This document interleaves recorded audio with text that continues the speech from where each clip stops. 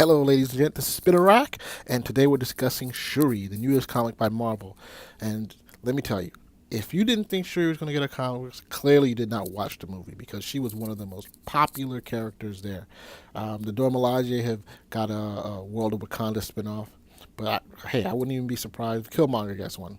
But here we see Shuri in her elegance. It's actually a very nice looking cover, and I gotta say I was really impressed by the way it looked.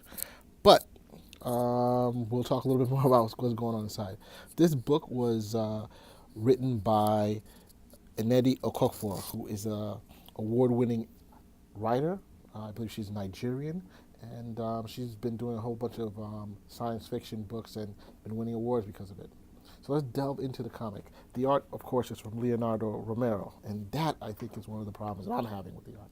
I was hoping for a much more defined, sharper, but this seems a little bit more geared towards a younger demographic, the way the art is done. So take a look at this right here, opening scene.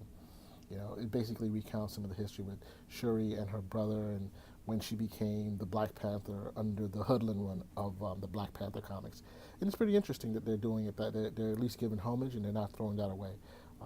Also talks about the battle that she had to do, that she went through, and her death, and her resurrection, and the Dora Milaje and Panther coming back and regaining his spot. Right now, right now, you have for the Black Panther is not a constitutional monarchy. You have to read the books that Ta-Nehisi Coates was involved in the previous volumes. But here, what's going on is that we see the Black Panther, he is going into outer space. So this directly leads into what's been happening in the intergalactic empire of Wakanda, which is a pretty interesting series, and I think I've done a review, but if not, I'll make sure it's posted again. But here he goes into outer space, in essence, and he disappears.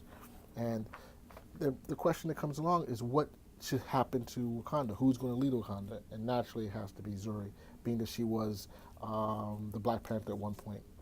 Here, so let's go into my criticisms of the book. Number one is not a bad criticism, but we'll get back to that. One of the big problems I have with the book is the art. You know, I was hoping for something a little sharper, but I understand if they're going for a different demographic, and if that's what they're doing, I'm all for it. I did like the coloring in these these sequences where she was remembering her and her brother when her brother was younger, and he was trained to be the Black Panther. It's pretty cute. I love the way it looks. And so, to me, this is one of the things that makes me feel that this is a book that's basically about, is geared towards a younger demographic and most likely a female demographic. I'm not saying you shouldn't read it. I think you should read it. It's very interesting, and it brings to life the whole Black Panther mythos. You know, it builds more in the history. I always like stories like that the main character and the other characters that are involved in the story. So I think this is something for you to take a look at. It's not, I wouldn't give it a no. I would just say that, just be aware. I think that this is for a demographic of younger kids and for definitely geared towards younger girls. And I hope, hey, if they become comic book readers, I'm all for it. I mean, when you were going to the con, you've seen a whole bunch of kids who were dressed up as Shuri, and hey, the more the better. I think this is an excellent medium for people to get involved in.